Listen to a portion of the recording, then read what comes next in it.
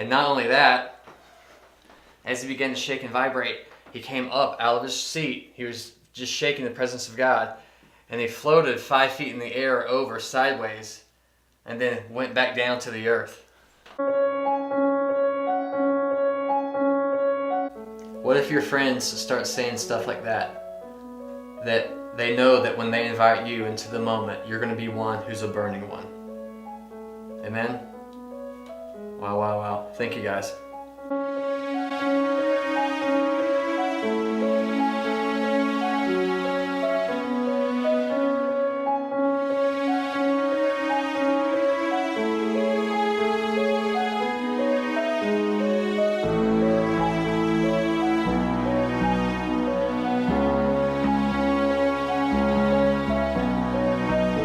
Cool looking watch. I don't know where to start. So I just broke down the setup from my Zoom call with Bethel School of Supernatural Discipleship in Humboldt County, California. I've already tried to do a recap and I just can't quite find language yet. It was majestic. It was amazing. I was invited to speak to their school just with whatever was burning in my heart. And the day that was lined up with my good friends Scott and Lacey Thompson, who serve on the school team out there, was 5 years to the day after an extraordinary miracle and encounter night that we experienced at Bethel Atlanta School of Supernatural Ministry. And so that encounter was March 19th, 2014. It could have been 18th. I don't know if the memories on Facebook were like if it was a day later. The same 2-day period, same 48-hour period. And then 5 years later, March 19th, 2019, another extraordinary day. I like this chair. I'm going to take it with me. Come on out.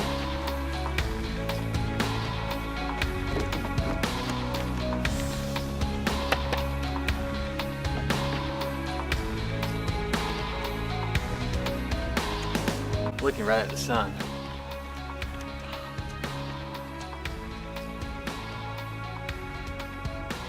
The encounter. Today's the first day of spring. You hear the birds chirping. Another attempt to explain what happened yesterday. I was trying to figure out what to say. Here's some highlights. Jesus, our agenda is you, Lord. Why are we here, God? For no other reason. For no other purpose or plan, God. We're here for you, Jesus. So let the reality of your presence and the reality of your glory just begin to fill that room right now. And so for me, it was a high honor. I don't know if I have any other honor or anything that really grips my heart like being able to speak to a group of revivalists who I know are going to impact this generation. People I was sitting next to in Bible school are doing amazing things. They've led millions of people to Jesus. They're transforming the earth, and to be able to watch people that somehow and in some way I was privileged to know and do life with and see their impact on the church, on the earth, on this generation, it wrecks me. So I know when I get the privilege to speak to schools like this, like Bethel Atlanta School of Supernatural Ministry, Bethel School of Supernatural Discipleship, even our own school, School of Revivalists, it's a high honor for me and Alicia, because I know that when they taste and they see of the glory of God, they're going to be forever changed.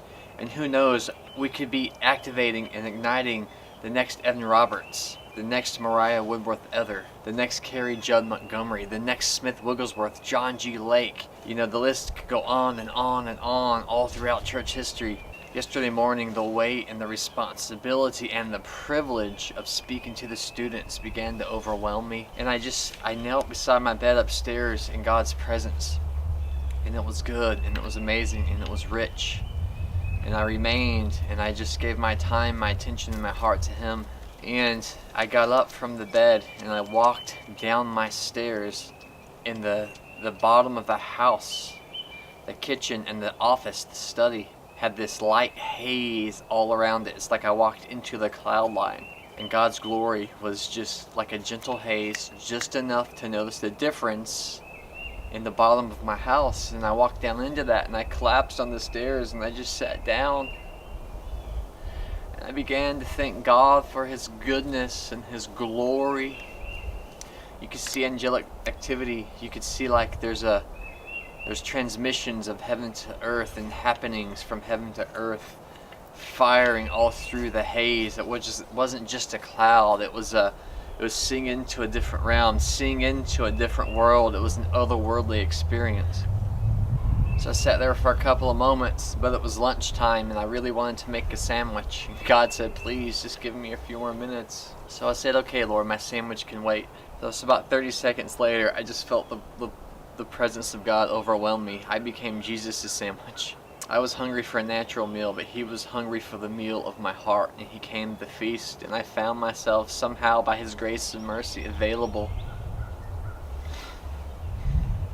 And it was only after that that I realized I was eating lunch, and I checked Facebook, and I saw my memories, and I saw that the memory from 5 years ago from that amazing encounter at BASSM was actually the same day I was about to speak to Bethel's School of Supernatural Discipleship.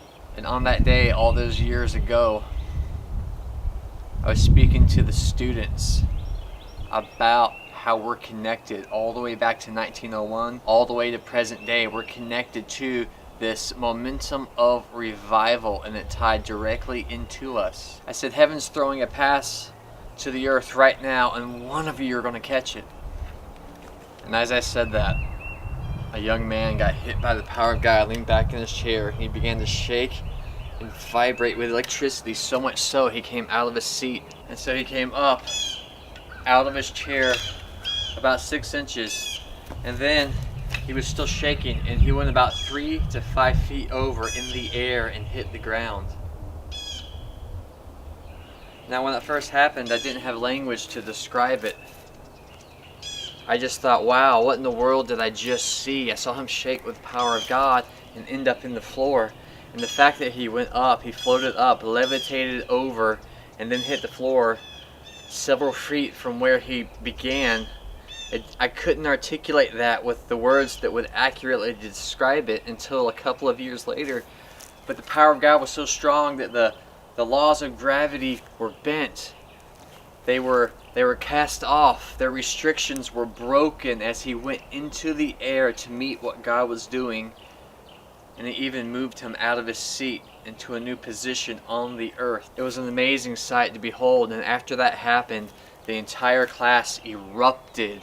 And they began to worship God and singing and different types of expressions and animations. And the throne room of God came into the building. And that was an amazing encounter. We went on for a long time after that. I still struggle to describe it and to keep this video short. So this amazing encounter kind of marked the school and the students from that day forward. And it's a story that I love to tell. It's a story that kind of it throws logic and reason to a loop, because any part of our brain that's still subject to scientific reasoning has to be discarded in order for us to taste and receive the supernatural meal that's being placed before us. And when I realized that was the same day, my expectation leaped within me as I prepared to speak to the students at BSSD.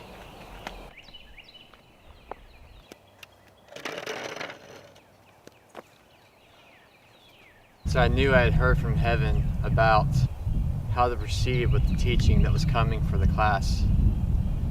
And there wasn't an agenda. They just wanted me to share my heart for God, for the supernatural, for the things that He wanted to do.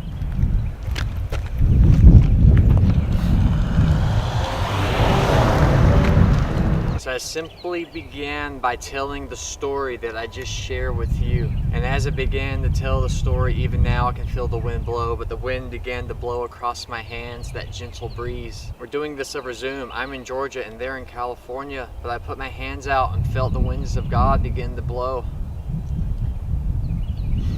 And I asked them in the room, I said, look for what you didn't notice before. Often we expect an amazing wind like I feel now, and the wind's beginning to blow around me. But it could be the subtle thing that wasn't there before. That's the secret of mustard-sized faith. Yeah, see that? Look at that wind. Is that crazy? Creation responds. The wind began to blow all the way in California, and I asked them to wave their hands at me, and most of the hands went up in the room. And then Scott began to text me. Over the course of the teaching, it started out as a subtle wind, but it increased to a breeze that actually lowered the room temperature. And they told me that there's not an air conditioner in there, in that building, but the temperature changed in the room. The physical elements changed in the room as the glory of God began to touch. The elements began to respond. And I just began to pour my heart out about Jesus.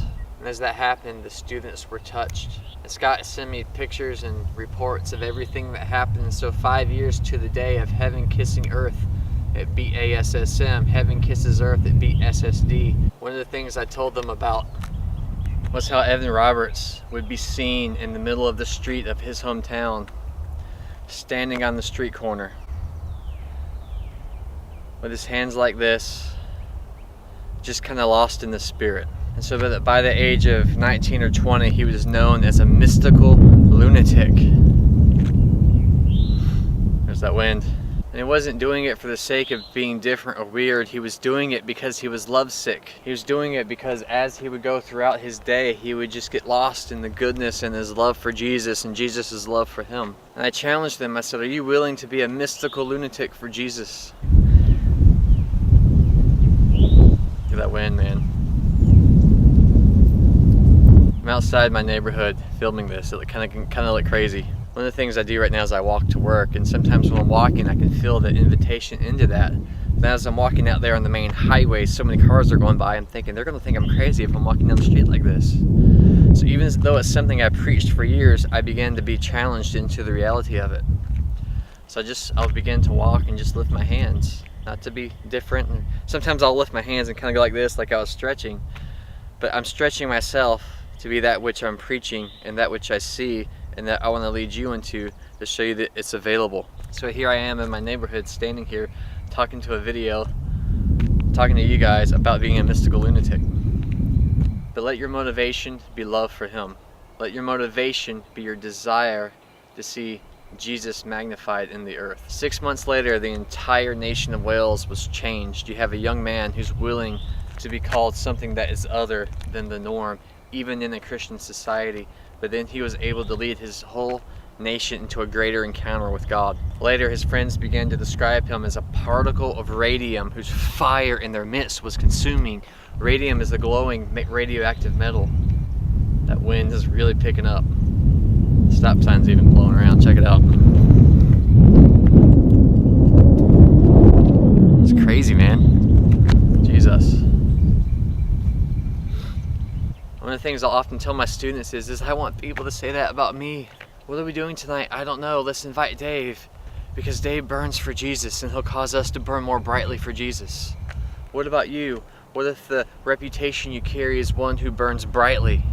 As Papa Leif says, you burn brightly without burning out. So I encourage you, all the students, everyone watching, become that blazing torch for Jesus that reveals His love through supernatural creativity to impact your generation.